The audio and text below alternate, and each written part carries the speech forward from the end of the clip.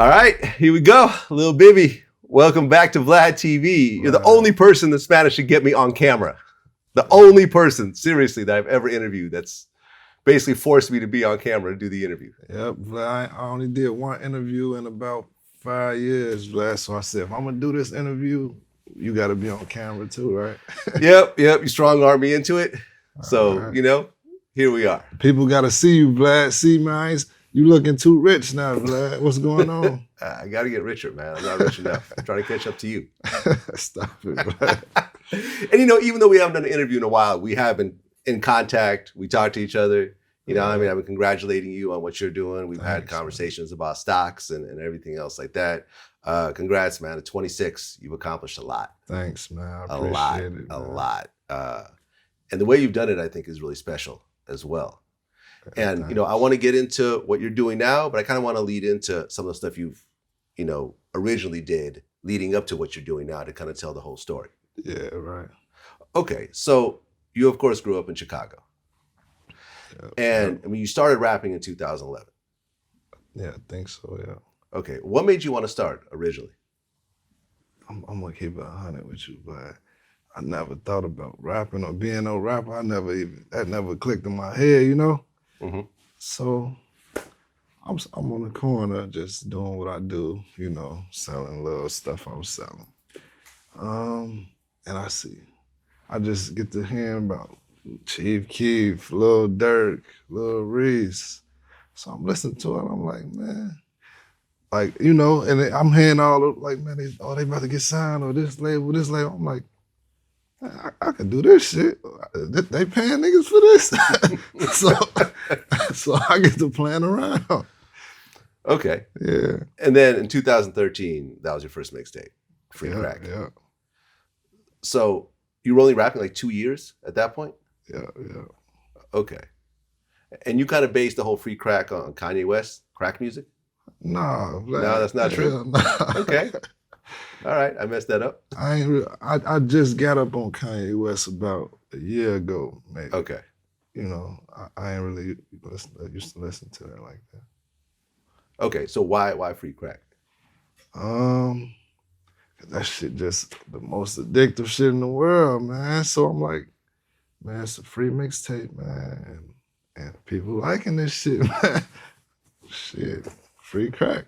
Okay. And Lil Herb was on it. Yeah. King L was on it. Production-wise, Young Chop, who, you know, did a lot of Chief Keef stuff. Yeah. Hit Boy. Yeah. I mean, that's a pretty big name to get on your first mixtape. Yeah. Yeah, I was kind of hot. Yeah, I was hot. Okay, so here you are, 2013. You put out your first mixtape. And Chicago's pretty hot at the time, period. Mm-hmm. I mean, how was it to suddenly go from the guy hanging out on the street to suddenly now people know your face, people know your name, you're getting shows, this mixtape is starting to move around? That shit was weird, man. You know, I never did talk like that. Like, I never liked talking to people or like attention at all. So to go from, you know, my street corner, like my neighborhood, to that, it's like, man, I get to feeling weird. Like everybody, like, and you know, back in the day, Vlad, I used to be crazy, like, you know. So I ain't know how to take that shit. You know, people coming up while I'm eating. Oh man, dude, get the fuck on. You know, that's how I was taking it. Like, man, get the fuck out of my face, dude. Don't you see me eat? But then I had to like get used to this shit. Like, all right, man, look, you getting paid to do this shit, man. If you won't come out the house, this what come with it, man. If you don't want to deal with it, stay in the house. So I had to, you know. And then you know how everything changed when you start getting money and fame, man. When you start getting that, like everybody and everything change around you, Vlad. So it's like, I'm watching people just change. Like, you just treated me like this a week, like some time ago. Then you see me with, you know, the rappers and see me with, you know, if I'm famous or whatever, you see me doing that. Now they treating me like a whole different person. So I'm looking at niggas like, you know, like, I don't like that shit, Vlad. So that shit was kind of taking a toll on me a little bit. Right. You talked about how you hate taking pictures of people. I hate it, Vlad. Like, if anybody pay attention, like it's not that many photos of me before rap. Like in my neighborhood with all my homies, but I was outside every day. You might see all of my homies or even Herb in a bunch of pictures, but I'm not in no pictures. I just hated taking pictures. You know, my secret to getting out of taking the pictures with my homies. What's my secret? I'm be like, I'll take it. Yeah, let me take it. So I'm the one always taking the pictures because I ain't want to get You're in. not in the picture. Yeah.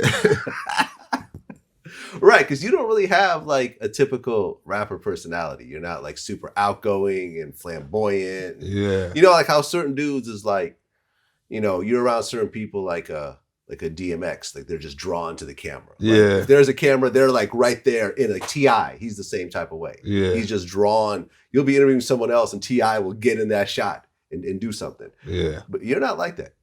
Not at all. I wish nobody say nothing to. You know, I walk through the airport, people like, you Lil Bibby? If you ask me that, you know what I'm gonna say? Nah, I look like him. Yeah, somebody just told me I look like him, you know?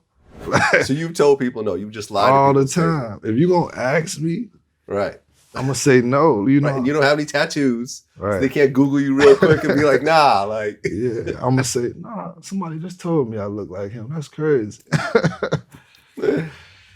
Yeah, people usually, like with me, I'll be talking to someone, they'll be like, you know, you kind of sound like Vlad. And I get the voice more so than people seeing me.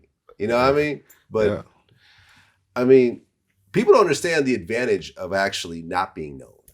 Yeah, man. You don't get, you know, when you're not known, people don't know much about your business. People don't, you know what I'm saying? I think it's advantages of staying low key, man. A lot. Because people don't know. I don't get that many fake, you know, people know how much money you got or how much fame you got. You get all type of fake shit, all type of, you want to know what's real and what's fake. When you started really, you know, getting known and, you know, you're getting features and everything else like that, you talk about how people start to change. What was just the most shocking thing that you went through? Like someone you thought you knew, that you thought you were cool with, they just acted out? I don't want to, you know, that's kind that of personal. No, you know, like, I don't want to dig that deep, but you know, shit, everything just be happening, man. Like that shit happened overnight. Like my family members bringing they daughters over, or like I'm like, Mom, I had to snap on my mama like, Mom, I ain't seen these people in the past year or two. I don't want to see these people, Mom. Like, don't let them in this crib. Like, do not let them in here, Mom. If I ain't seen them in the last year or two, I don't want to see nobody. Like, you know what I'm saying? Well, early on, wasn't Drake a fan? Yeah. He had reached out? Yeah, you know. And that was before Free Crack?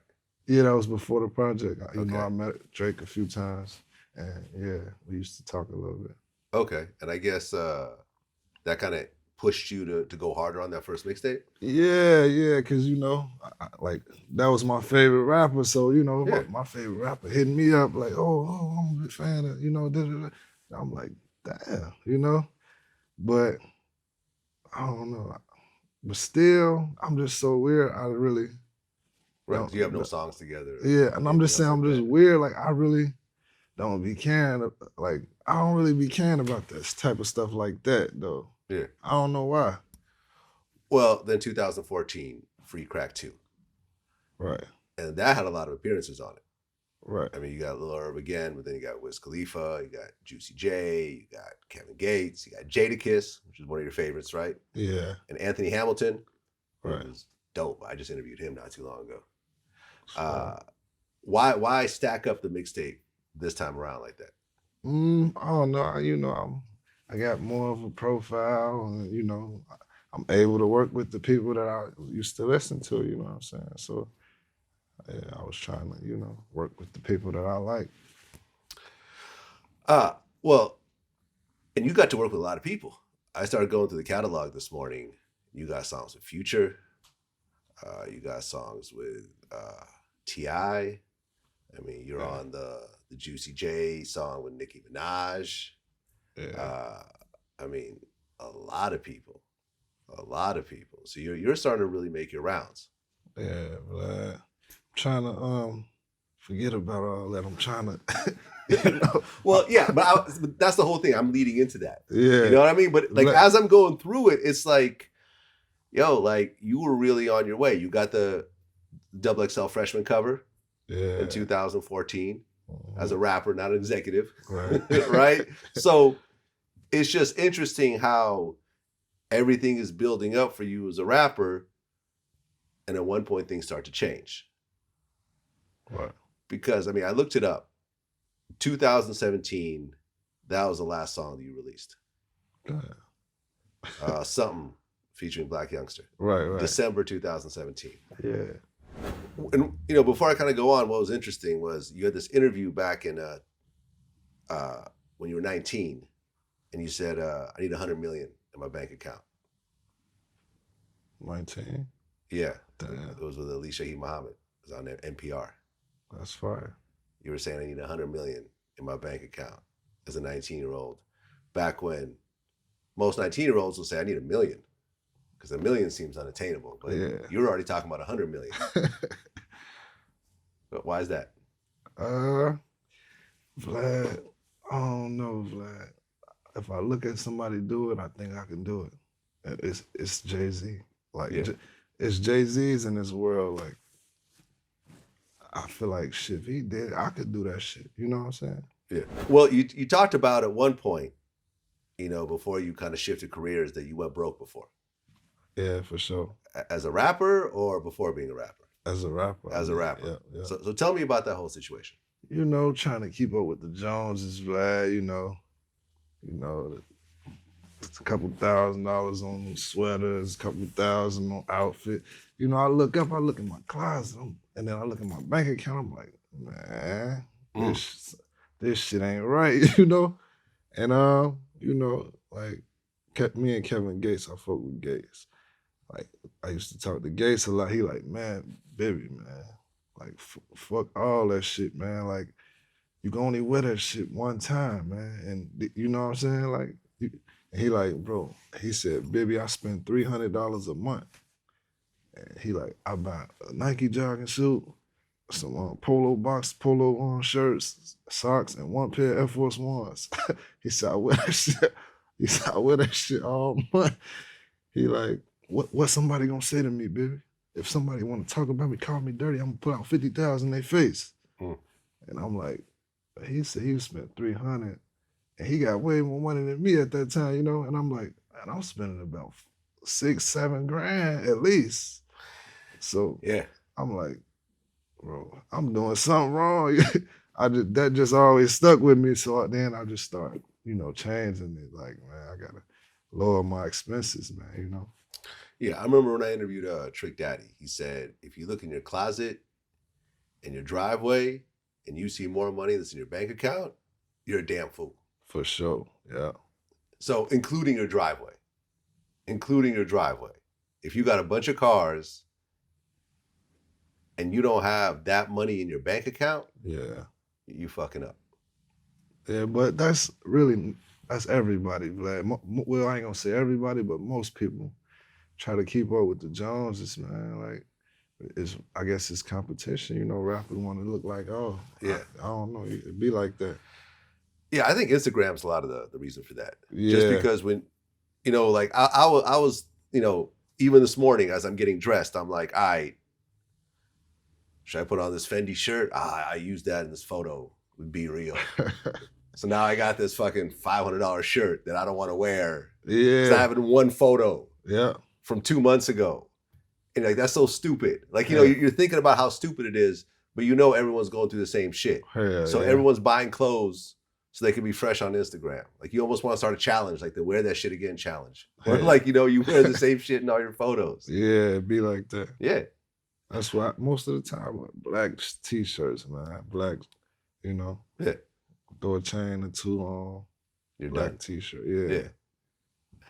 yeah. Well, at 23, you stopped rapping. Yeah. Was that around the time you met Juice Wrld?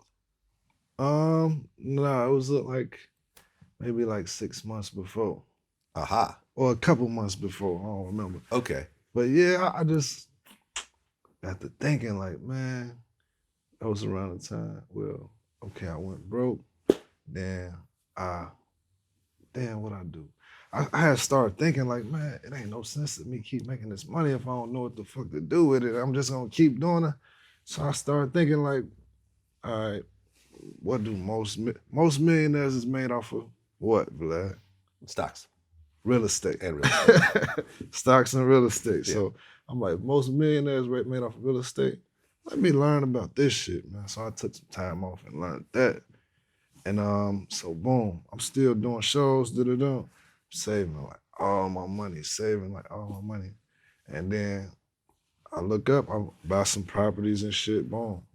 I'm making more money than I'm spending every month. You know what I'm saying? I'm making more money than I'm spending, like more money than my expenses every month. From the rents and everything. Yeah, from in my sleep. I don't gotta do nothing. You know what I'm saying? So like I look up like, you know what? I'm rich.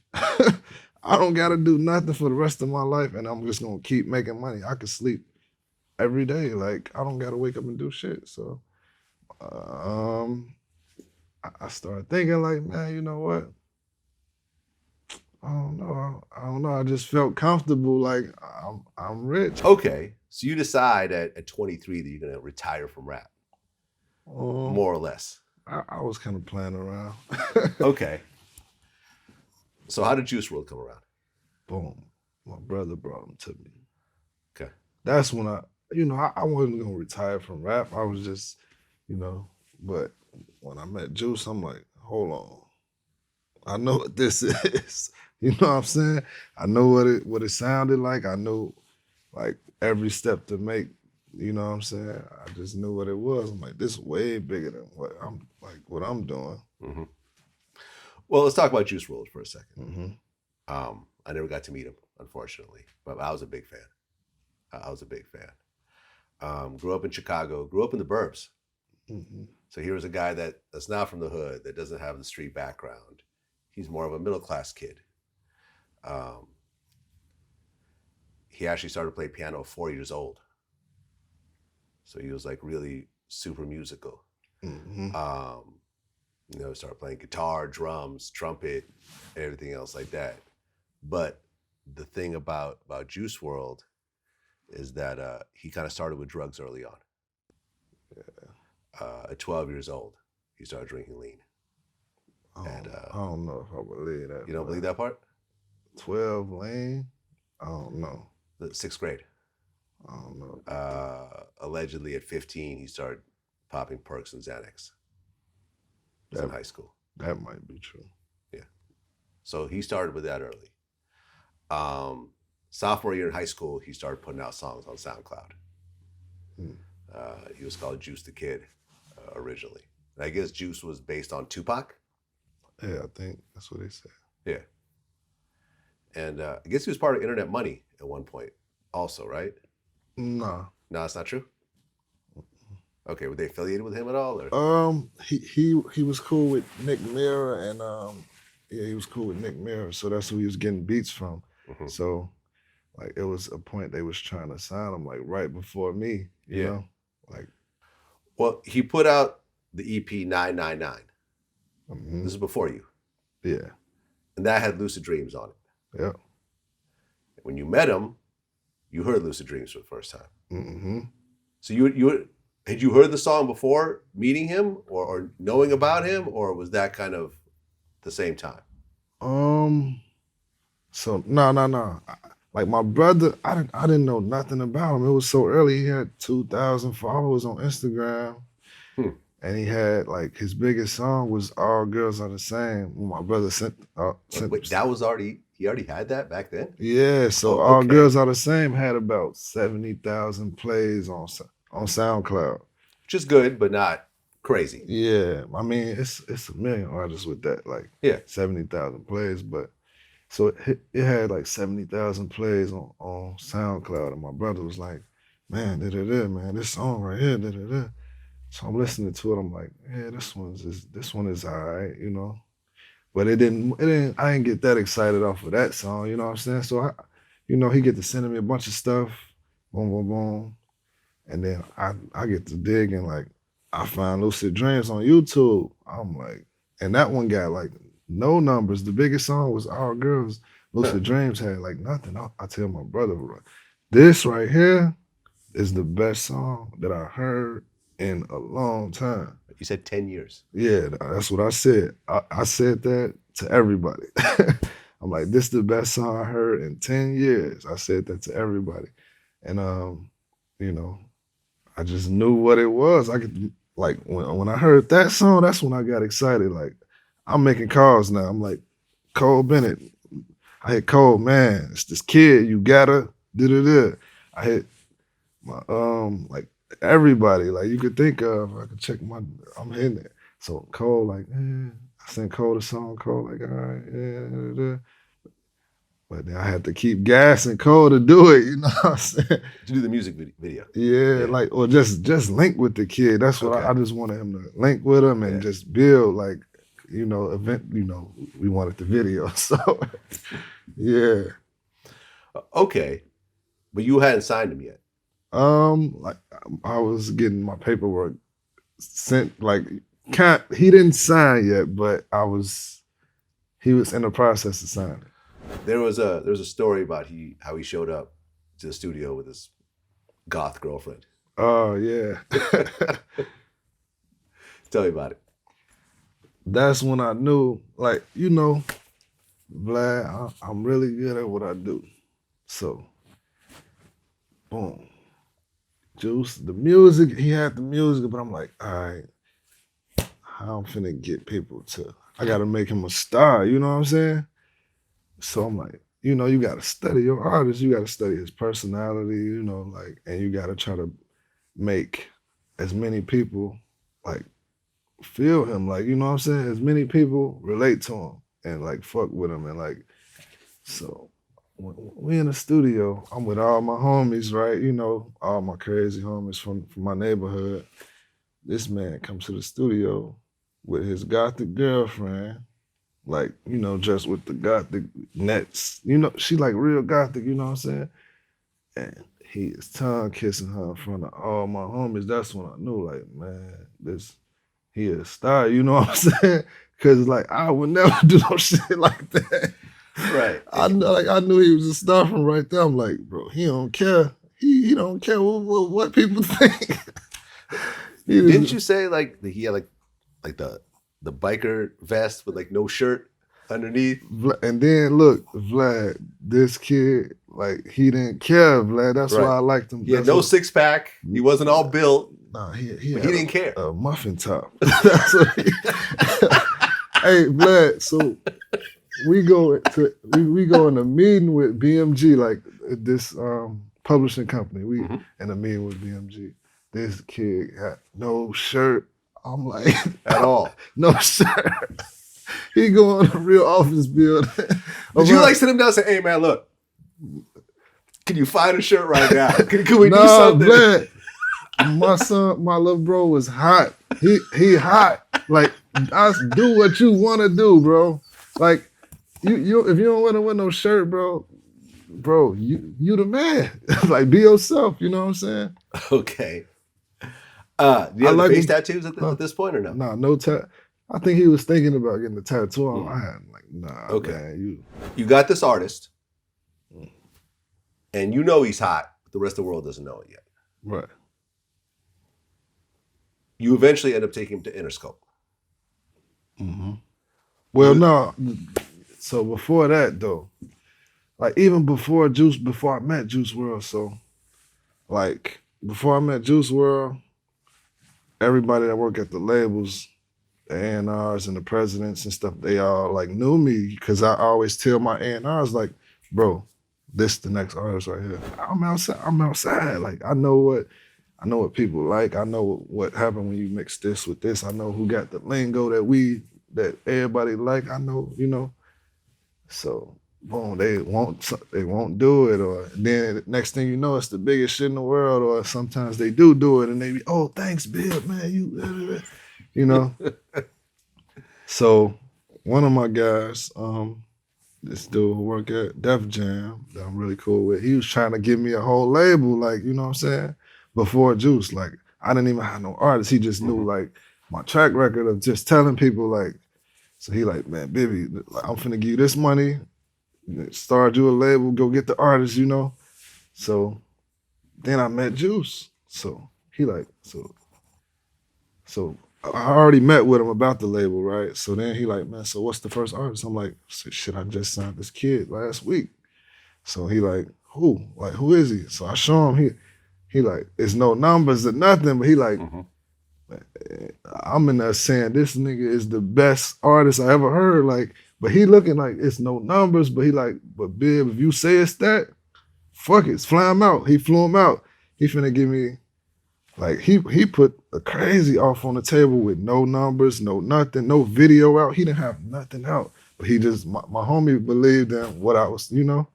So he was just finna give me a bunch, like give like Juice a bunch of money, and you know, we just was like holding off because like we just didn't do it, you know what I'm saying? Because we was like, oh man, let me do some stuff and put something out first, you know what I'm saying? Because I already had a plan, you know.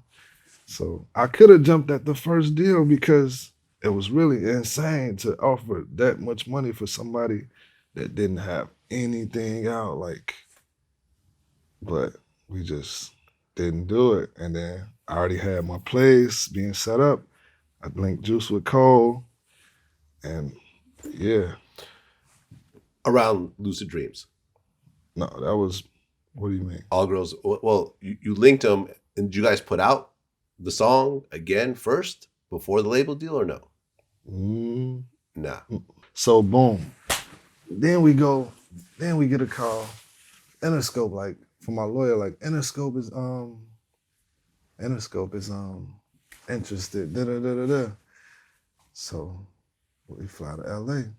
We still got nothing out, no numbers, nothing out. You know, we just, you know, so we in LA, they watching them record. Well, we in LA, we do the meeting, da-da-da.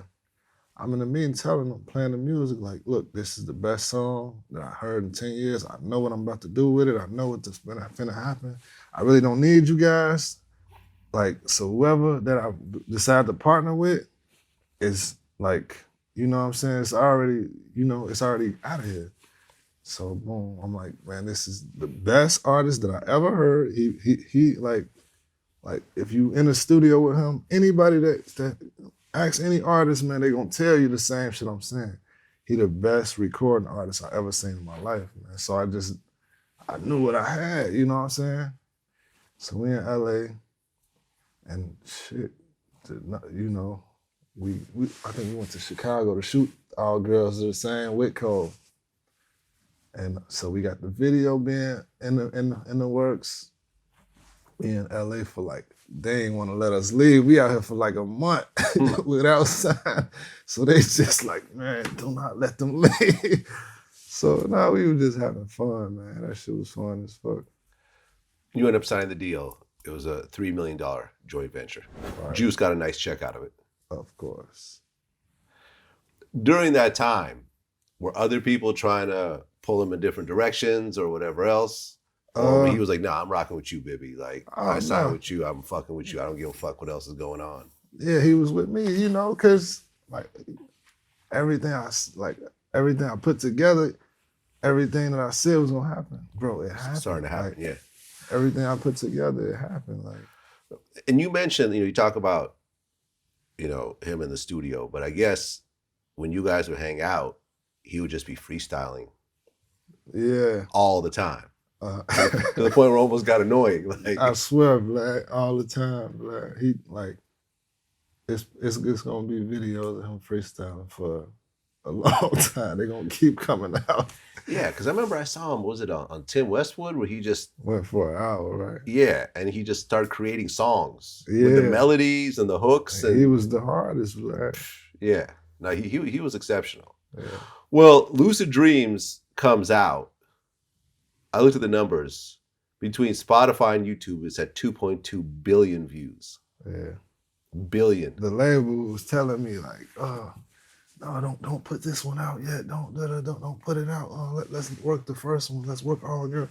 I said, fuck that song. This is the, you know what I'm saying? I don't care what y'all say. This is the song that I need out right now because I know this is the song that's finna get everybody, like, All Girls is a good song. It's cool, but it's hard to get, like, the whole industry fucking with you and, like, all of the people fucking with you. Like, just that, all, like, you know what I'm saying? That song got that, and that's what I wanted, you know what I'm saying? Well, there was a whole copyright issue around that song. Right. Sting, I guess, owns 85% of that song. Yeah. Was it not cleared before it got released? Nah, it wasn't clear. He just put it on YouTube, you know?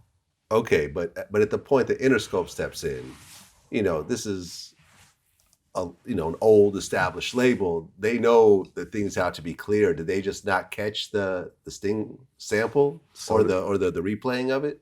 This what happened. We released the first video when we wasn't signed yet. All Girls the Same, right? Uh-huh. We released that one, boom. And when we released that one, people start looking at all his shit. They find Lucid Dreams, so the numbers get to going crazy on that one. And we had to rush the video for that one, you know what I'm saying? So we end up signing, then we end up rushing the video for Lucid Dreams. So we was in the process of clearing it, you know what I'm saying? But the shit was blowing up, so it's like, damn. Right. Juice Wrld said that I guess Sting told him that this is going to pay for his grandkids' college. He didn't tell him that. He said that in the interview. In an interview, okay. Yeah. And from what I understand, Sting actually likes the song. He performs the song at his own concerts. He loved the song, wouldn't you? But he actually performs it. When he was on tour with Shaggy, he performed that song on stage. Yeah, he likes the interpolation of it. Yeah. Shape of My Heart is the original song. Yeah, I gotta shake Sting down, man. Yeah? He gotta donate some money to my mom's charity, man. Yeah. I definitely gotta pick. I mean, at that point, did that just mess up what you were doing financially when he just came in and took 85% of the biggest song that you've ever been involved in? You know, that was a huge hit, Vlad, but that was a huge hit, Vlad, but it's like my little bro was a machine. Well, how did Juice Wrld take that when he found out the Sting was taking? Juice don't care about money, man. Really? Juice don't care about that. He just like creating, man. Next. Okay, and then All Girls Are the Same, that has over 1 billion streams. Mm-hmm. That came out afterwards, after Lucid Dreams? No, before. Oh, before. Yeah. But then Interscope pushed it after you guys signed, or I guess I'm trying to figure out how it all kind of came together. So, let me think, man. So we put out All Girls, boom. I started doing numbers. Then I rushed them to put out Lucid Dreams. Yeah. And then, okay.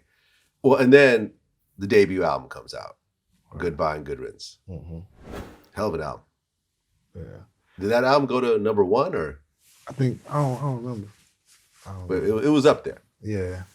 I mean, because you got 2 huge singles behind it. Mm-hmm. And people are looking at him as like the next dude right now. Mm-hmm. I mean, by the time that album came out, how were things? Was he, really comfortable with what was happening? And yeah, he was happy as fuck, man. Happy That was the happy. Like, he was so happy, man. Like, yeah, and he didn't slow down. He put out the EP Too Soon, which I guess was based on Lil Peep and XXX Tentacion. Yeah. Was he close to those two? He used to talk to X. So, yeah, he was kind of close with X. They used to talk a bunch of times. Well, then he showed up on Astro World, which was like the biggest thing at that time. Yeah. How did that come together? That was weird. So how did this engineer just had a bunch of Juice songs, and I guess Travis heard it and put his spin on one of the Juice songs. Oh, so the Juice. Oh, so it's basically Travis almost featuring himself on a Juice Wrld song in a way. Yeah. Because the song was already done by Juice Wrld. Yep. That's crazy. Yeah. Wow. That says a lot about Juice. Okay, and then World on Drugs. Mm-hmm. So how did Juice Wrld and Future come together? I kind of forgot. I just remember when I went to meet, I was in the studio with Future and one of my homies, and he was just telling me how he wanted to do the project with him and da-da-da. So, and then they just started working. Yeah, I mean, the only other person that Future has done an album with is Drake. Yeah. So the bar is kind of high. Yeah, that's what he was saying. Yeah. He was like, yeah. And didn't like, man, I'm trying to remember if this is right, but didn't Juice Wrld like tweet like, oh, you know, I wish I had a project with Future or yeah, something that was like way back when. Yeah. He said, and then boom. He said, I feel like I made it once I get a project with Future. Yeah. Then he gets a project with Future. Yeah, that's hard. And then Death Race for Love, that came out in March of 2019. That had Robbery on it. Mm-hmm. Then it had Bandit featuring NBA Youngboy. Oh yeah, we added Bandit to it, yeah. Okay. And NBA Youngboy was hot to death at the time too. Yeah, for sure. Wasn't that your idea? Yeah. How you know that? I just know things. Man, who did I? How did This is gonna be one of them Lil Baby moments. Like, how you know that? Okay, you got into a fight with a white dude. Exactly. Was it like a racist thing? Was it like whites and blacks kind of clicked up in there? How you know that? Well, that's just how prison is most times. I'm telling you, how you know I got into it with a white dude though? I think you may have mentioned it in the past. Nah. Like, see, Vlad's the fence. See, Lil Bibby just caught him. I know stuff. I'm in the industry for a long time. And then, was that the #1 album when it came out? Oh yeah. Was that his first #1? Yeah, because the other two went to #2. I mean, how did it feel to be a label owner with a #1 album in the I don't country? care about this shit. You didn't care? Nah. Business-wise, you don't care? Nah. I already knew, Vlad, I'm crazy, man. I already knew what was finna happen, so I don't get excited. All right, then he went on tour with Nicki Minaj. He started working with BTS. Like, let me tell you, like this. It was this one time, like when we first signed Juice, he had about 10 to 15,000 followers at this time. So we go in the shoe store, you know, the shoe store out here. They give me some free kicks. Like I just got, you know, oh, man, post this, man, take these kicks, da da da. So I got Juice with me. I'm like, man, look, this is my artist, man. Hook him up. Like he finna be more famous than me in 30 days. But Juice look at me like I'm crazy, you know. But you know, I just knew what I was finna do and what was finna happen. Like Juice, like probably looking at me like he ain't believe that shit, but you know, I just knew. Well, was there supposed to be a project with Ski Mask the Slump God called Evil Twins? Juice was, him and Juice used to work a lot, but Juice get in the studio and he kind of do that a lot, you know? Like he get in the studio with somebody he like a lot and he'd do like 50 songs with him and like, oh, we gonna do this, we gonna put out a project. But, you know, I gotta kind of, you know. Or reel him in a little bit. Or like, you know, we gotta map it out for real. Yeah. We can't just be doing stuff without having a real plan, you know? Yeah. Well, the thing about Juice Wrld is that he talks about drugs on almost every song. Yeah. And he was using, you know, pretty much the whole time. Now, you're drug free. Yeah. Have you even dabbled at one point, or you just always been drug free? I smoke weed a little bit, A long time ago, I used to do Lane a little bit. But not really. Yeah, No. but you're not. Yeah, I mean, me I neither. don't understand how people could get addicted to stuff, man. Like I could just stop anything. Like anything, I could just stop the next day if I want to. If I feel like if it affect my business or my mind, where I gotta think, like, nah, I could stop anything. Well, would Juice ever use around you? Like in the studio, hanging out? Like, so in the beginning, he was only taking one pill. And that's nothing, because every rapper take pills, you know what I'm saying? He was only doing one pill. Like, so, yeah. Like, well, to be exact, it was 1.5. That's all my brother would let him do. Like, max, like, you can't go over that, you know what I'm saying? Because my brother and Herb, everybody do the fucking perks, but they only take like half, or, you know what I'm saying? Juice was like taking 1.5, so they like, bro, you tripping, you know? I mean, when it comes to the music, I mean, he's the artist, right? So so you don't want to tell the artist what to do, but it was like, all right, every song has a drug reference to it. Did you ever talk to him about that, or you just let him do him? I kind of let him record, because, well, I tell him sometimes, like, bro, this all you talking about, but you kind of gotta let an artist talk about, say that what they feel, you know what I'm saying? Like, that's how people gonna feel where you coming from. If you talking about some shit you ain't doing, or talking about some shit that you ain't, that ain't real, then, like. Well, yeah, no, I mean, that's the thing about being a real artist. You really have to talk about what it is you're living. I remember the one thing that really affected me, there was an interview that we had put up with Nipsey Hussle. And he said the one thing that's consistent in all the great music that comes out, whether it's hip hop, rock, soul, whatever, is truth. And that's what I always tell Juice, man. Bro, you gotta tell the truth, man. How you feel? Like, that's why I put the project out like that. The first project, Goodbye Good Riddance. I'm like, when I'm in the studio with him, he keep making songs about heartbreak and da-da-da. So I pull him to the side, like, bro, what happened to you? You know what I'm saying? And he tell me, like, man, it was this girl, da-da-da. I said, so we gotta make the album about that. Like, we gotta do that. That's what we gotta tell the truth. We gotta tell this story. Let's try to tell this story. Well, I guess, leading up, to the incident at the airport, that he was already checked into rehab. He was already scheduled to go. Vlad, this is all right. This confidential, but yeah, he was we already had him signed up for rehab, and he already agreed to go. Yeah. Because that was like pulling teeth with him. So I mean, was there a reason, though? Was there like, okay, because some people have their shit under control.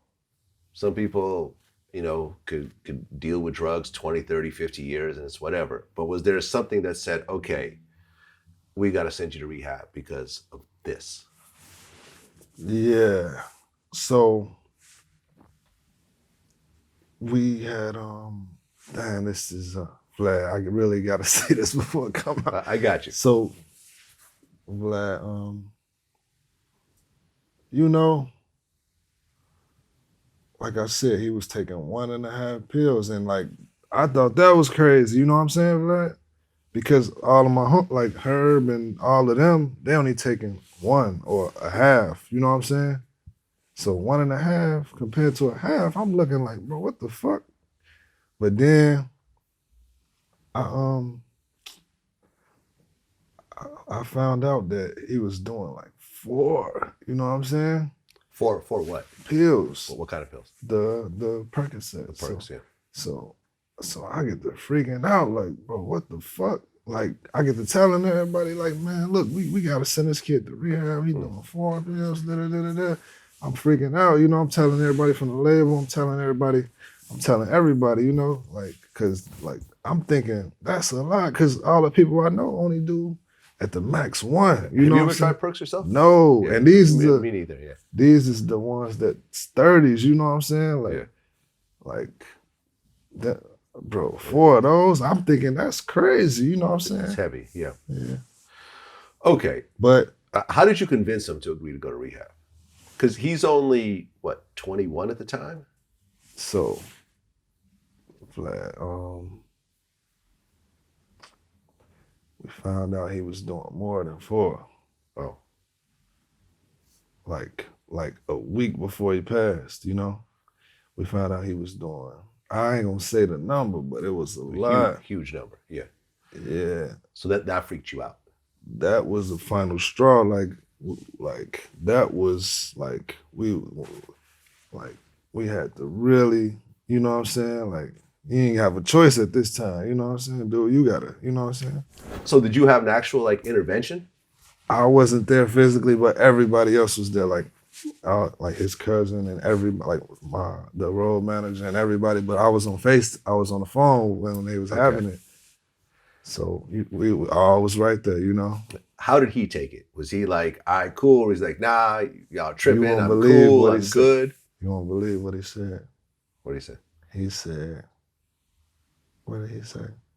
He said, all right, I'll go, but I'm not stopping. Oh. Okay. He said, all right, I'll go, but I'm not stopping. Like, I'll lower my dosage, but I like he said, I like doing it too much, like, I ain't stopping. December 8th, 2019, he gets on a private flight, right here in Van Nuys, actually, on his way to Chicago. Right. Were you in contact with him that day? No. Maybe earlier that day, but no, I don't think so. So when he landed in Chicago, law enforcement were actually waiting for him to arrive. Yeah. I guess they were notified by federal agents. They were told there was guns and drugs on the plane. Wow. Later on, they found 3 guns and 70 pounds of marijuana. Yeah, but I don't want to talk nothing about that. So we won't talk about it. But yeah, I'm just stating the actual news facts. You don't have to comment on it. I'm just telling you what ultimately happened. Well, I mean, according to reports, based on people from his management team, they say that he had taken a few pills, some perks. They were saying, in the report it said to hide them from the police when they were trying to board the police. No. That's just not true. That's a lie, but I don't want to talk nothing about that. Well, I guess by the time the police started to arrive, he had a seizure. Yeah. He started convulsing. They tried to give him Narcan, which is like a drug they use for overdoses, and they took him to the Advocate Christ Medical Center in Oak Lawn, and they found out that he had died. Based on the medical examiner, he had high levels of oxycodone and codeine in his system. How soon did you get the call as all this is happening? I got a call when the plane got pulled over by the police, but they were saying like that Juice was like, like having a seizure or something, but everybody thought he was good, Has he had seizures before? Nah. No. Okay. So this wasn't like something that this is normal. Has he ever had an overdose before? No, not that I know of. Okay. So you find out that the cops were there and they told you about the seizure. Did you think, all right, that's cool. He'll pull through. He's young, he's 21, he's healthy. Is that what was kind of pretty much going through your mind at that point, or were you starting to really worry when you heard that? Of course I thought he was gonna be good, shit. I ain't really know. I don't know nobody that died from, Well, the rappers, I guess, but I thought he was good, Vlad. But I don't want to get in my feelings, Vlad. I don't want to talk about this shit. Well, you went on Instagram. You said, "Rest easy, little brother, young goat, most talented I've ever witnessed. You'll be missed. Watch you do one take platinum records. Gonna miss you freestyling around the crib all day, even though that shit got a little irritating. Most genuine person I've ever met. Miss you. Love you, brother. Did you go to the funeral? Yeah. Glad you get me in my feelings, man. Yeah. No, I mean, the whole world was shocked. You know, I mean, obviously people didn't take it as hard as you did, but. Yeah, I went to the funeral, Vlad. Yeah.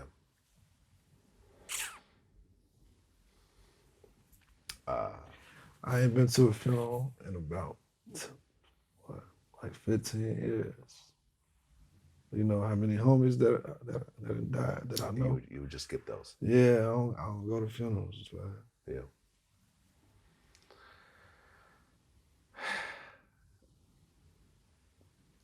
21 years old. I mean, you're what, 26 now? Yeah. I'm 47. The amount of good times and memories that he missed out on is really just sad. But he didn't have any kids, right? He didn't have. No. Well, I guess there was a story that his girlfriend was pregnant. No, that's not true. I think she was trying to get pregnant. She was trying to get pregnant. But yeah, the craziest part though is like right before that, he was he had pulled me to the side. He like, man, cause you know when stuff started moving, boom, I got Juice. You know, I hired one of my people from Chicago to do the road manager. His name Pete. I got Juice, Pete, Juice cousin, Juice girl, like two of Juice friends that was working. So it's all of them going everywhere, and I'm in LA, you know, taking meetings, you know, trying to, you know, see what I could do to make it bigger, you know, taking meetings. And so I used to go to all the shows. So Juice pulled me to the side. He like, man, he said, man, I miss how stuff used to be, man, in the beginning. He said, you gotta start coming. I mean, do you ever feel like if you had spent more time with him, that, you know, instead of getting other people there, if you were like his day-to-day guy, that this wouldn't have happened? I do feel like that. Yeah. I mean, after he passed, the first song that came out was the Eminem song. Well, when was that made? Like probably like a week or two before. Okay. That was Godzilla. Were they in the studio together? They made that? Yeah? Yeah, give me a minute, Vlad. Yeah. No, take your time.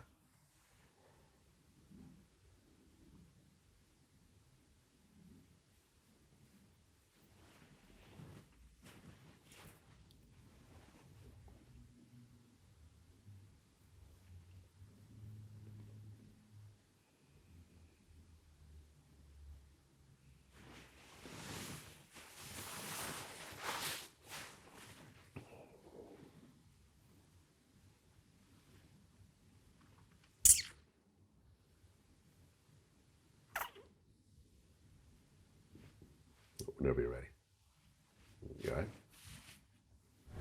Juice, like a week before he passed, he just pulled me to the side like, you gotta start coming around more. I miss how it was in the beginning, man. That shit was so much fun. I'm like, so I tell him like, Juice, you be acting weird, bro. I don't like being around weird people, bro. Like, you be giving off these weird vibes, like, you know what I'm saying? Like weird how? Explain. Like he don't be like the happy, or like he don't be talking like that, or just like, you know, I be feeling like, damn, like you acting different, you know what I'm saying? So I tell him like, you be acting weird, bro. I'm like, you called me 6 times to come on your tour, right? So I fly from LA to New York to go kick it with him. And he ain't come out of this hotel room. I call him like, dude, you called me way out here. But you fly out and he doesn't come out of his hotel room. So I'm like, dude, you called me 6 times to come to like 6 different days. I'm telling him, bro, I don't really feel like.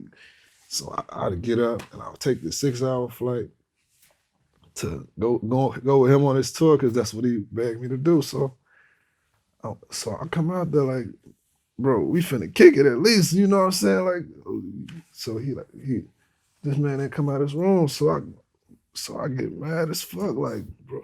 I go up to his room, like, dude, and the man go, he got a suite, so he go in the room.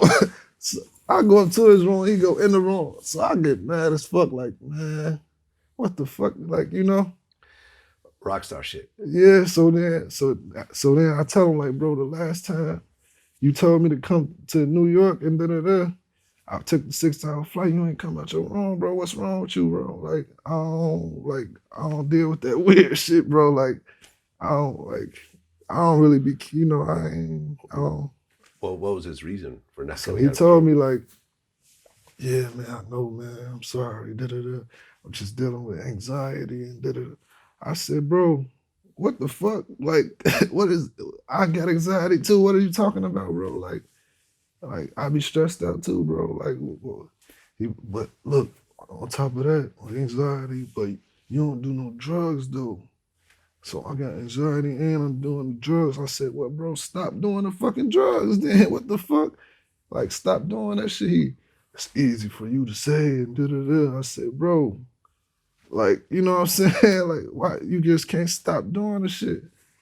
And like that was the last real talk that we had. Yeah, I mean that rockstar shit is real. I mean when you see these guys and these females getting to these high levels, like for example,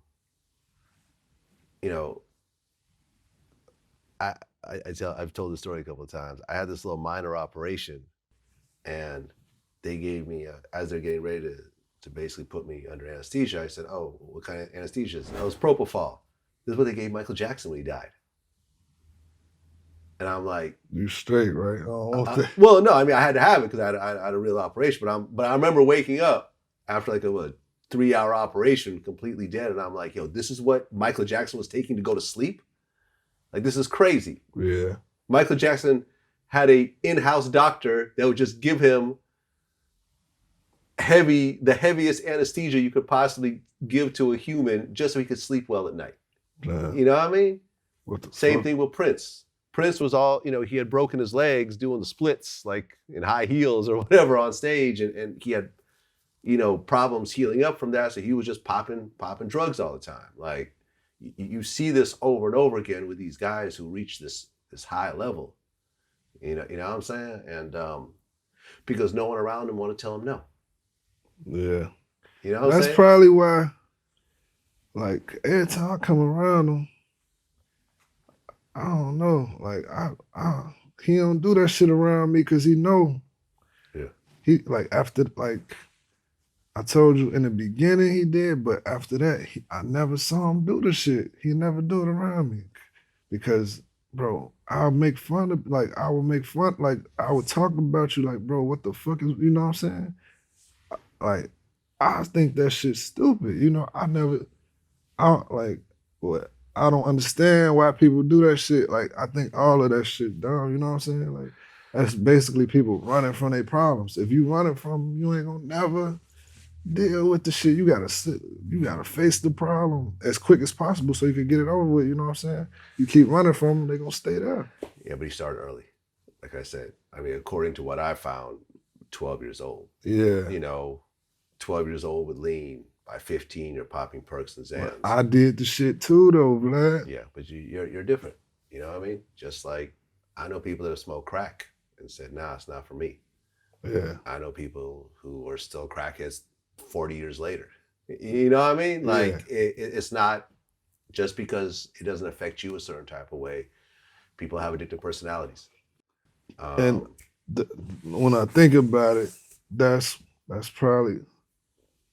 what he had, though. Yeah, some people also are bipolar and have to self-medicate.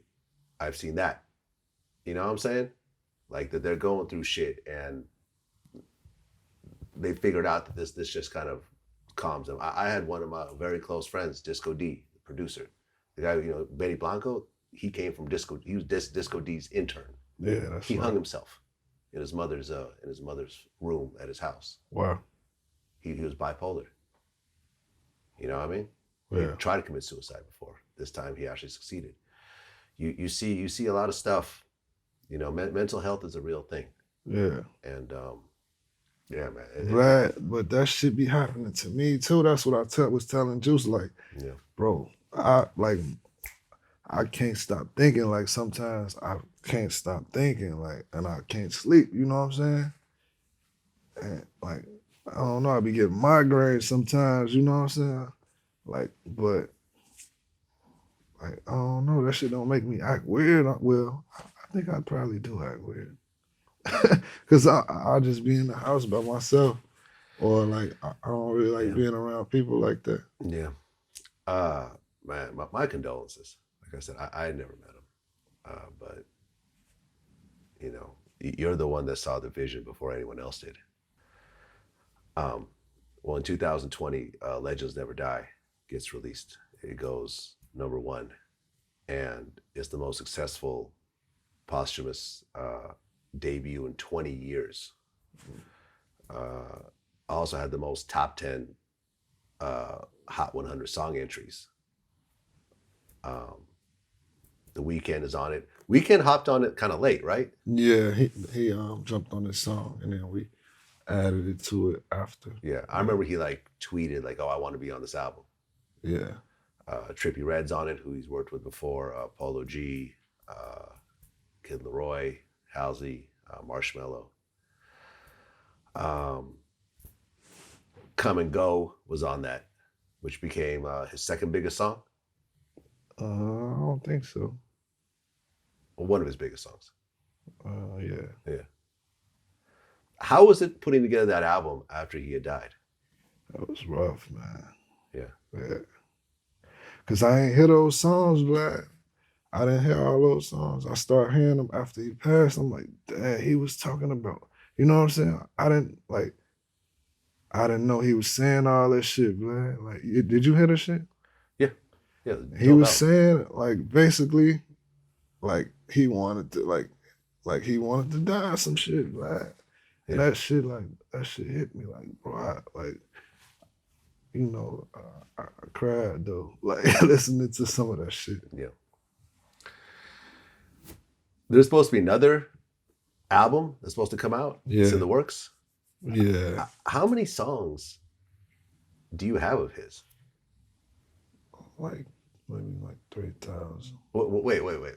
You have 3,000 songs. Or more. I be finding more songs. I don't know, that kid was crazy, man. 3,000 songs. Because remember all the Tupac albums that came out? Yeah. That wasn't 3,000 songs.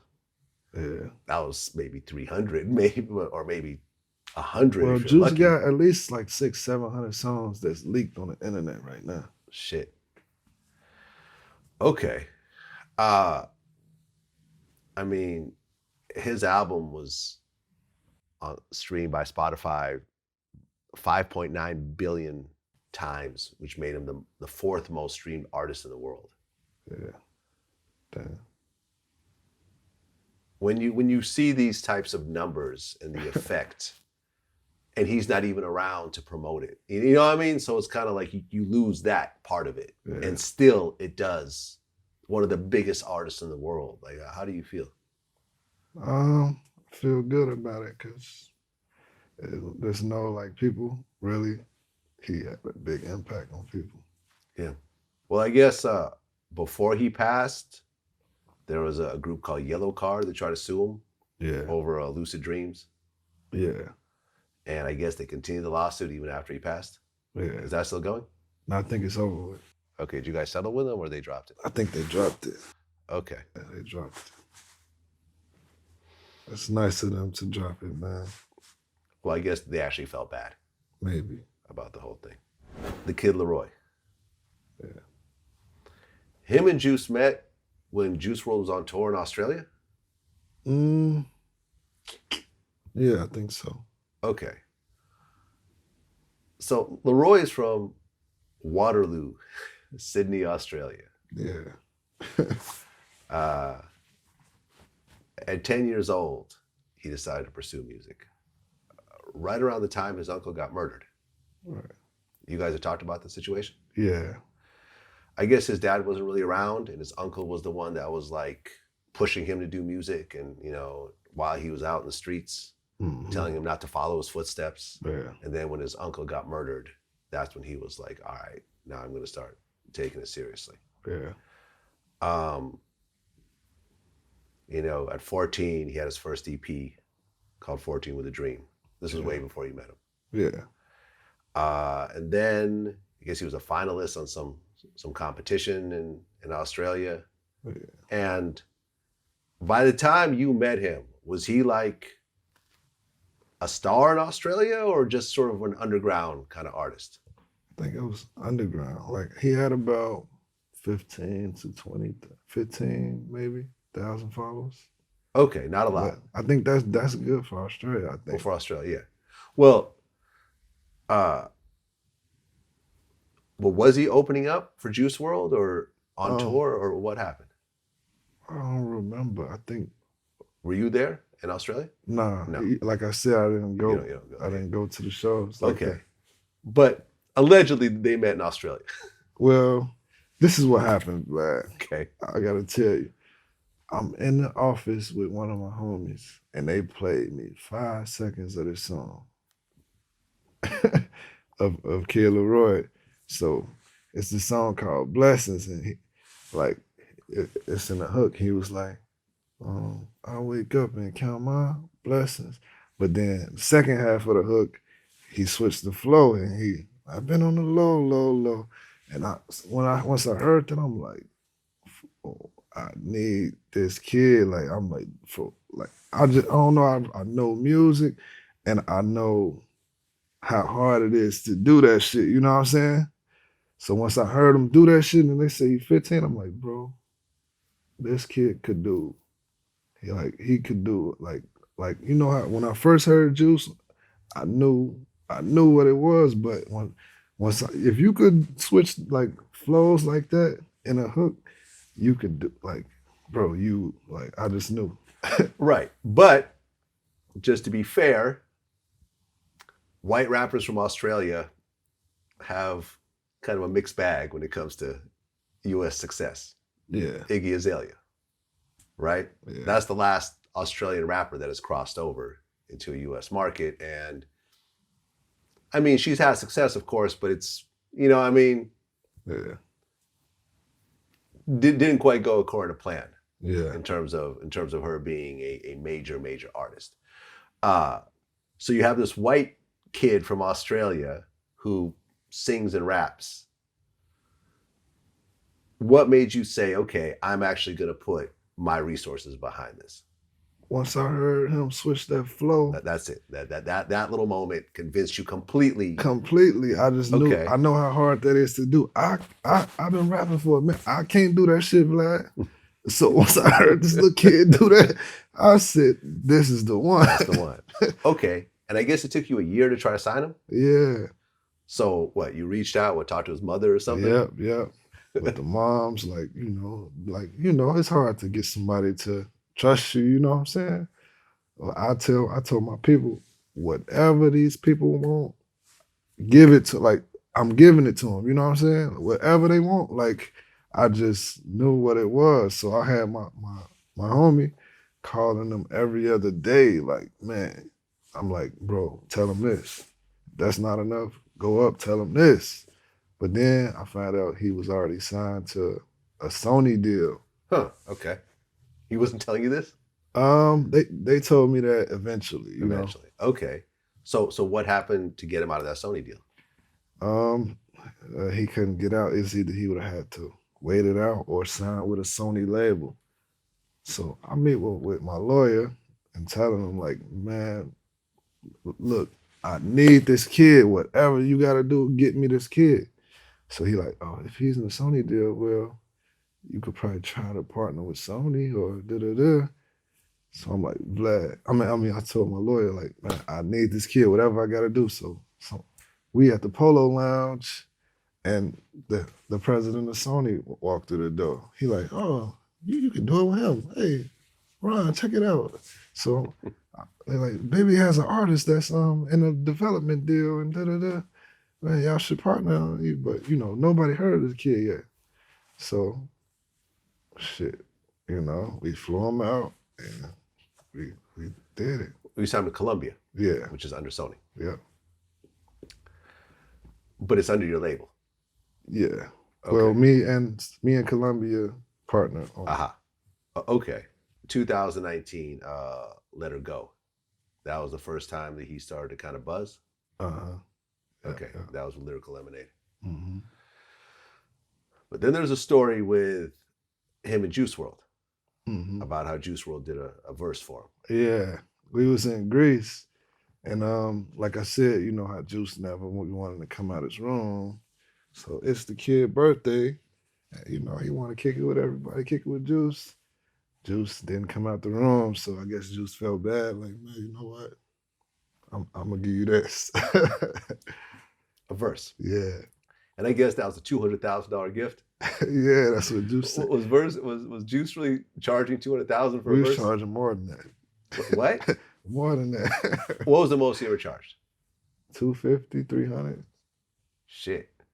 Can you say for who? Who did we charge that? I don't know. We got it a couple times. Eminem? No, we ain't charge Eminem, man. But just for like the pop kind of Yeah, records, like yeah, BTS, like that type of thing.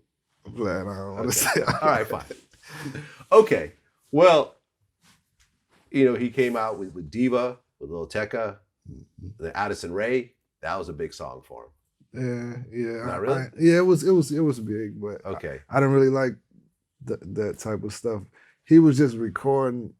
He was recording the song in his room, and it got on Instagram or TikTok or something. Or just the process of him recording. I think he previewed it, and then just him previewing the song. The Addison Rae girl heard it, and she put it on her TikTok. And then boom. We were like, all right, we gotta release it now, you know? Right. Then Fade Away with Lil TJ. Mm-hmm. And then this year, he put out his album. Mm-hmm. And the name of it is?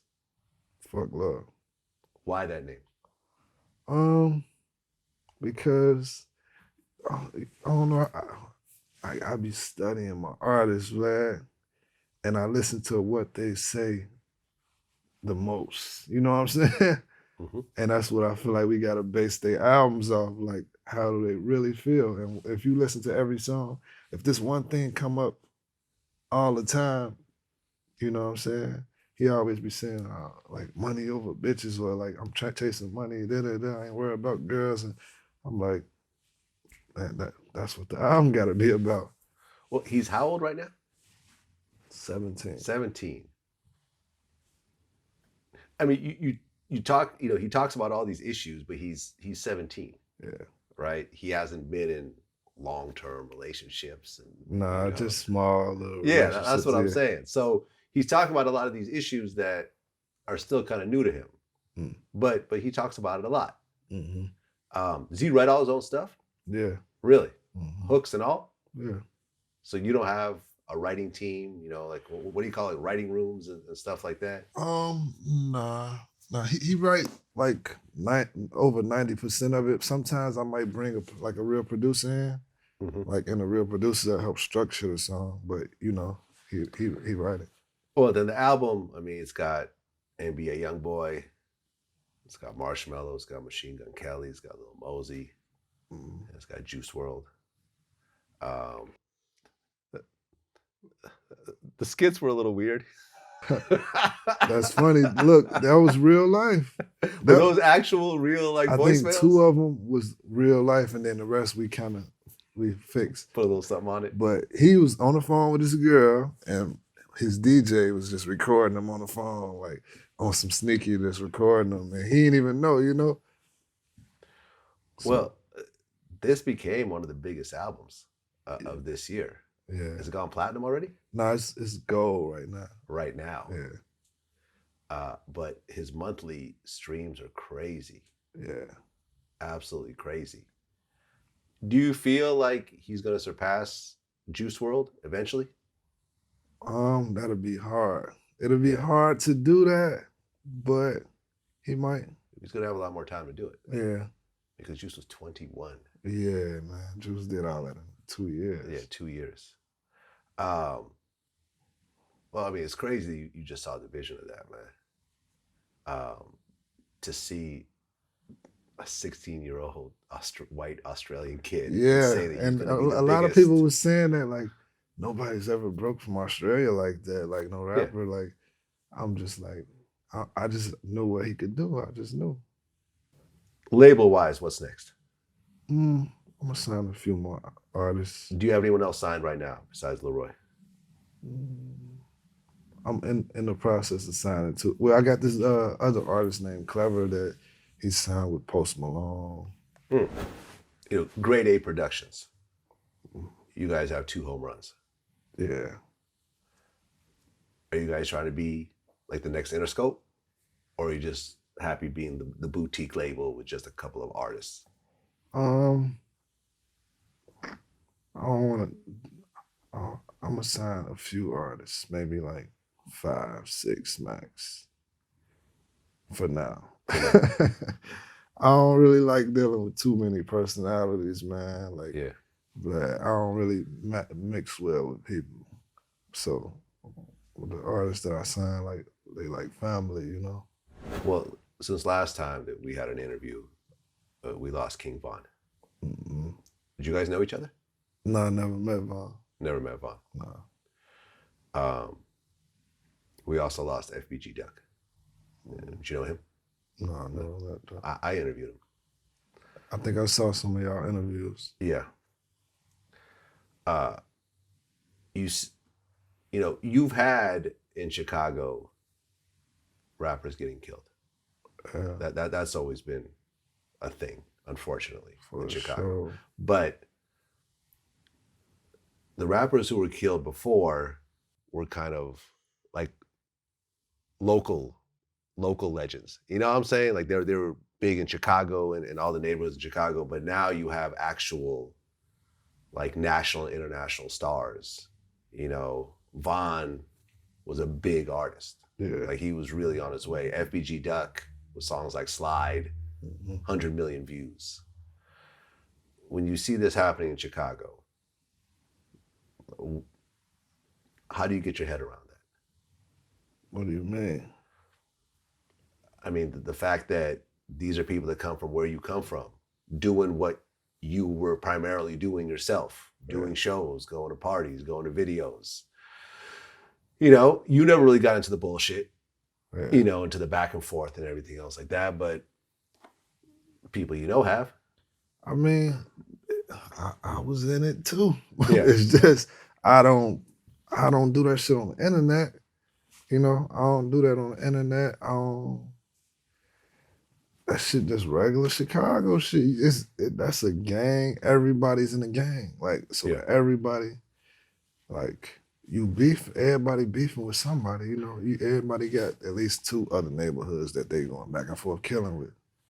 Do you ever have a situation as an executive where you fuck with an artist, but because of neighborhood lines of where you grew up and where they're from and what you were affiliated with and what they're affiliated with, does that stop the process sometimes? Of course, like, if they from another neighborhood that my neighborhood don't fuck with, I don't fuck with them. Really? Even though it's a good business decision? I don't care about it, but I don't want to get no money with them. I can't fuck with them. It's that serious, huh? Yeah. That's how LA used to be. Yeah.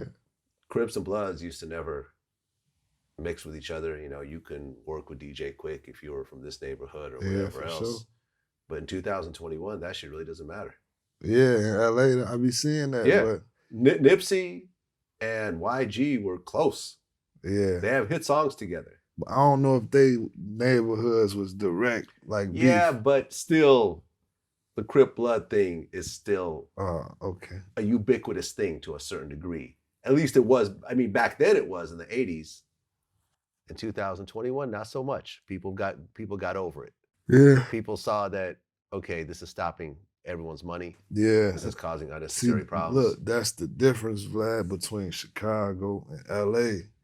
LA, they be getting money out here and they care about money out here. They get money, so they gonna put money over the Chicago. No. Like, niggas, no. Like people don't really care that much about money in Chicago. They just want to kill. Like, you know what I'm saying?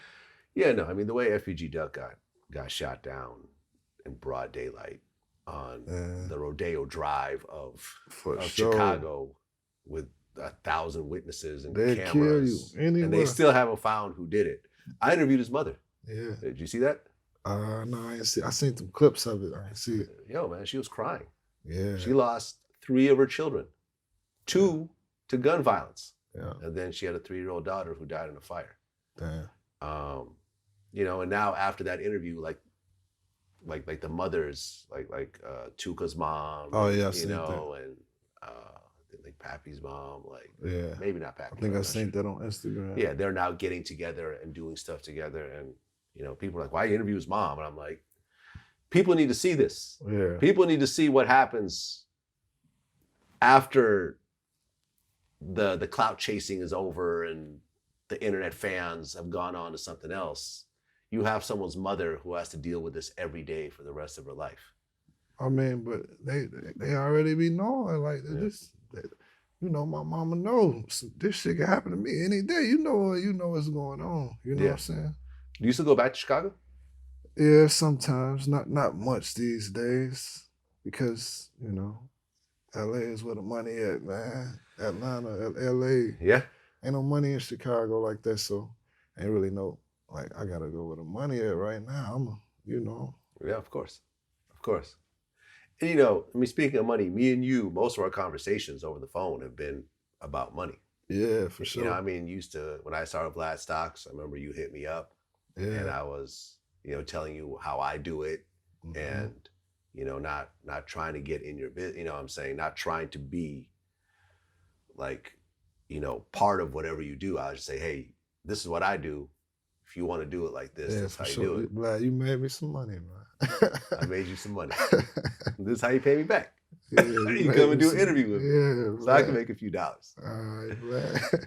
You know, and you know, you talked about you were heavy into real estate, but now you're shifting a little bit. Yeah, Vlad, I ain't got the time to be worried about all the real estate shit no more. I'm making, you know what I'm saying? My music business is making way more money than real estate, you know, but real estate is cool to just have, you know, but you know, you got to put your main priorities first, man. Yeah.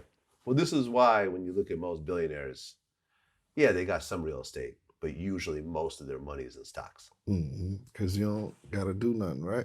You don't got to do anything. Tyler Perry, the latest, you know, billionaire, a third of his fortune is in stocks. That's fine. You know what I mean? Is there anything that could happen to make you go back to rapping? So like I wake up sometimes like maybe like 3-4 times out the year. I'll be like, you know what? I'm gonna start back rapping. Yeah. Like maybe 3-4 times out the year. And you know, this shit easy. But it's like I be thinking like, man, how is that really gonna be? Cause Vlad, once crazy, you always crazy, Vlad. You know what I'm saying? So I'm still the same person from back in the day. I still think of like that, but you know, I got priorities and shit now. So, you know, people look at me like, you know, I'm a boss now, Vlad. So well, yeah, I mean, because when you look at it, rappers retire all the time, but usually on their way out. Yeah. You know, when it's like, all right, these last couple of projects didn't do nothing, I'm gonna go and just do something else. But you kind of retired on top. At 23. I never put out an album. Well, you put out mixtapes, which are pretty much albums.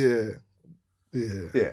And what's also interesting is that you don't have any songs with Juice Wrld, right? We recorded one song. Juice used to beg me to record with him every day. Like, man, let's do a mixtape, man. Let's record. He used to ask me to record every day, I swear. But I got in the studio with him one time. And, you know, Vlad, I swear, I thought I was quick at making music, Vlad. I make a song in like 30, 40 minutes. I can make a song in like 40 minutes to an hour. Like, I can make a good song. But when I got in with Juice, he did that shit in 4 minutes. So I'm like, bro, you embarrassing the fuck out of me in here Like that shit just make me feel like less of a man. That's you know who had that same story was Andre Harrell. Yeah. He was in a rap group called Jekyll and Hyde. Oh, that's and he funny. said they went to go see LL Cool J perform, and he said, "I'm done. Damn, that's I'm funny. gonna go be executive." He said, "I can't do that." Yeah. What LL is doing, he's like, "I can't do that. Yeah, that's let crazy. me get the fuck up out of here." And I thought I was quick, like, you know, I get in with Juice. He do that shit in 4 minutes. I'm taking 10. I'm just like, he just looking at me crazy in the booth, like, man, what the fuck? You know, he like, he ready, waiting his turn. I'm like, bro, this guy give me a minute. right, and you don't have any songs with Leroy either. Nah. Like you didn't really take advantage of your label situation by getting songs with all these big stars. Nah. Yeah, man. Well, listen, man, Bibby, you know, very, very interesting journey that you went through. Yeah, man. You know what I'm saying? And, you know, you came in with Lil Herb, who's, you know, now G Herbo, and he's still with it. Like he's still like 100% rapping. For sure. You're 0% rapping. You guys came in together. Herb hit me all the time, man. We gotta put out our tape. We gotta put out our album. We gotta put out, you know, and I be thinking about it. Like, you know, sometimes I be ready to just get up and do it. Yeah. But I think I'm gonna do it this year, Vlad. This year, you're gonna come out now. I think I'm gonna do it. Good. All right. I'm gonna do it with Herb though. Like, you and Herb are gonna come out with a project. Like, that's how I'm gonna start. All right. This is what happens when you have too much money. You just start doing shit for, you know? But look, this is the only thing that's gonna be crazy, Black. So look, Black. Okay, I'm a boss, Black. People look at me like a boss, you know, but I'm still crazy, Black. Yeah. So when in my raps, I'm gonna be saying how I really feel, and how is that gonna match up with, you know, with how you're perceived by everyone else. How that's gonna match up, Vlad? Yeah, because I'm gonna be talking about some crazy shit because I'm still crazy. Yeah? Yeah. Well, listen, Bibby, man, at 26 years old, you've accomplished things that 96-year-olds haven't been able to accomplish. And, you know, I think you did it by focusing on what's important and not trying to grab everything that's just there. I think that that's a lot of people's downfall, is that they're just hustling, just grabbing whatever is available. Like, I can't give up this rap money, I can't give up this whatever. It's like, nah, like I'm gonna give this up because I see a bigger purpose in what it is that I'm doing here. The whole time I've known you, I've never heard you caught up in any bullshit. I've never heard about you getting arrested. You have no kids. You know, you don't have any internet beef. I don't see you going back and forth with people. I'm sure people talk shit about you on the internet, just like, you know, everyone talks shit. But you've actually managed to keep your maturity, and what you've accomplished, I think, is because of the way you've handled yourself. Because a lot of people get tricked out of their position. Yeah, but I can't let that be me. See, back in the day, I didn't even care about living. You know what I'm saying? I ain't had nothing to live for. I'm risking, like, I got in so many shootouts, like, I almost died so many times, man. I almost went to jail so many times. But I ain't care. What do I got to live for, Vlad? Like, it's just me. I ain't got no kids. I ain't got no, like, real serious relationship. I ain't got no family to take care of. So I'm just out here, Vlad, like, with my homies, you know, we doing. But now, Vlad, I got the chance of a life. I can't fuck this up, Vlad. Yeah, I mean, you're setting up multi-generational wealth. Yeah, like, and that's all I think about, Vlad. Like, I know all the shit that I had to see. When I was a kid, Vlad, I seen niggas brains on the floor when I'm 7 years old. Like, I literally was retarded. Like, I didn't even know I was crazy until I get to go into every state and I'm seeing how they is in they hoods, and I'm like, man, I'm fucked up. I'm seeing how regular people really is, Vlad. Yeah, but with that, and this is something that I think too many rappers have fallen victim to, is that they don't put that part of their life behind them. Oh, yeah. You know what I mean? When you look at the situations You know, with like, you know, most recently Wife and Lucci. You look at Casanova 2 times. You look at Rollo. You look at Arab. You know, you look at Boosie, who was sitting on death row at one point. You know, Boosie said, like, you can't be a gangster and a rapper at the same time, that those two things just do not work together. I look at the shit like this, Vlad. I already did that shit, Vlad. I ain't got nothing to prove to nobody. Nah. Everybody from my neighborhood, you know me. You know what you know. Like, y'all ain't nothing you can say nothing you can say that they know, you know. Yeah. I did all that, Vlad. It's, like I said, it's niggas like Jay-Z out here. Like, I could do that. You know what I'm saying? Like, that's how I look at it. Like, if somebody could do it, I could do it. You know, I just watch what they do, and I try to do it better. So. And you've been doing it. I ain't there yet. But I'll say this: at 26, Jay-Z ain't where you're at. I'll tell you that. I got a nice start. You got a nice start. You got a nice head start. Yeah. You know what I'm saying? So Bibby, man, I truly appreciate you coming in. We've been trying to do this for a while now. We had a few false starts along the way, but this time, man, we did it. And I think this is an important story that people could learn from, you know, which is really why I do what I do, you know, to really record history and record important people during this era. And, you know, your story is important. And you know, your story tied into Juice Wrld's is very important, because not a lot of people could tell that story. Yeah. You know what I mean? And I think he has a very important story and a very important lesson. You know, and so congratulations on your success. And I think we have a lot more to see, you know, in the years to come. Thanks, Vlad, man. Appreciate you, Vlad. Yes, sir. Peace. All right, peace.